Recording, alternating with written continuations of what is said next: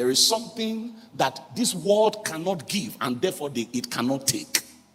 Have you found it? Then to start experimenting with different odd jobs and odd jobs.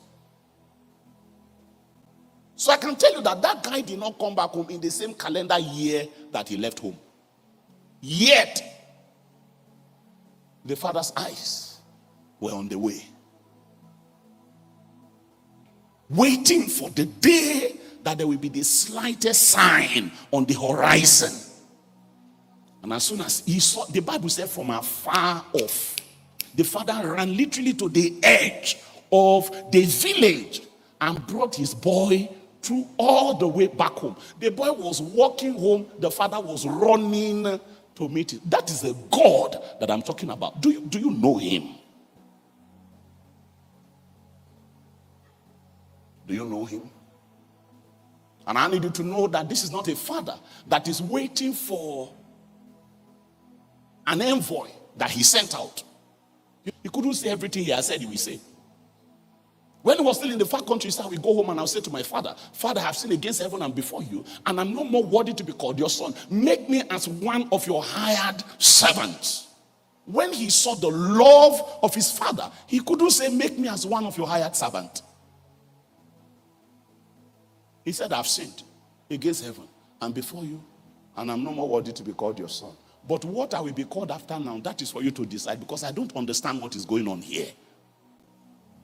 He could not bring himself to say, make me as one of your hired servants, even though that's what he had said he would say when he went home. Because he wasn't planning, he didn't even want to put the burden of being considered a son upon his father. He knew, there are certain requests you shouldn't make of people. I hope you know.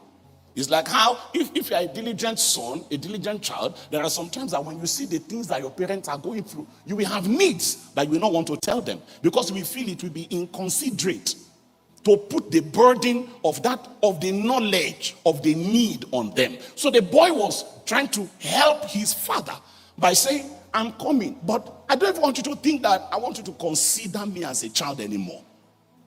That was when he was in the far country. This was his own objective analysis of the situation between him and his dad. So he said, all I'm looking for is just a means of survival. Make me one of your hired servants, because my current state is worse than the state of your servant.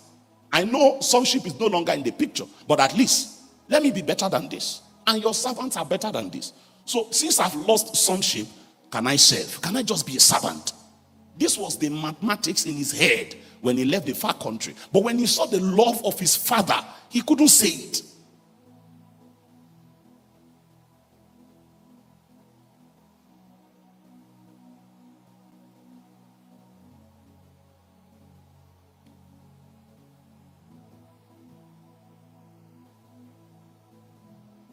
I need you to know that God is not looking for an opportunity to throw you away. He's not looking for an opportunity to hack you down. He's not looking for an opportunity to disown you. Are you with me? Are you with me?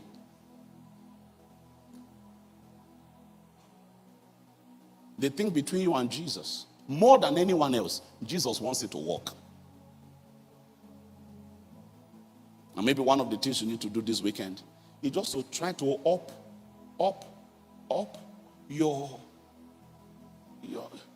consideration and your value for the mercy and the love of God. If there's something God is eager to do, His love, His mercy. If there's something God is reluctant to do, His punishment, His judgment. He's so reluctant to do it that people now take His reluctance to mean He does not care. That's what Peter tells us. That people will consider the patience of God to be slackness. Jesus said the same thing in Revelation. In one of the churches. He was talking about the woman. And he said, I gave her space to repent. In Ezekiel 11. He's crying out. He said, why will you perish? Come back to me. Israel, please. God is literally begging them. Come back to me. The last thing I want to do is to punish you.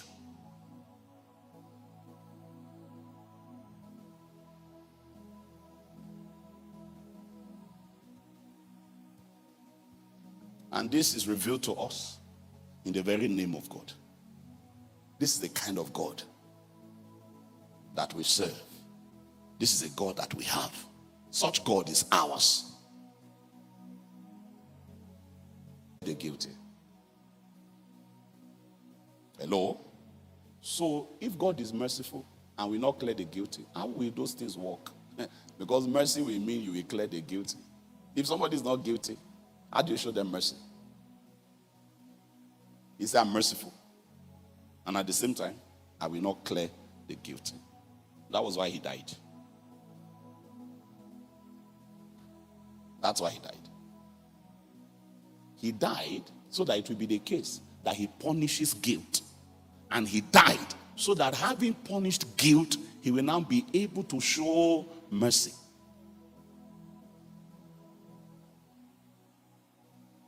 And I want to dare you, whether you're in this hall or you're online or you're listening afterwards, show me a God like this one anywhere else.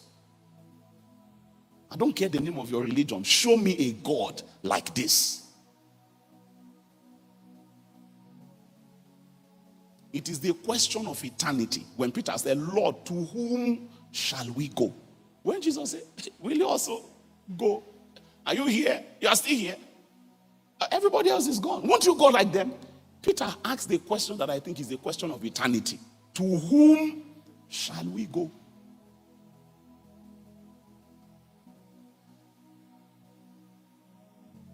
Everything, anything before Jesus is nothing.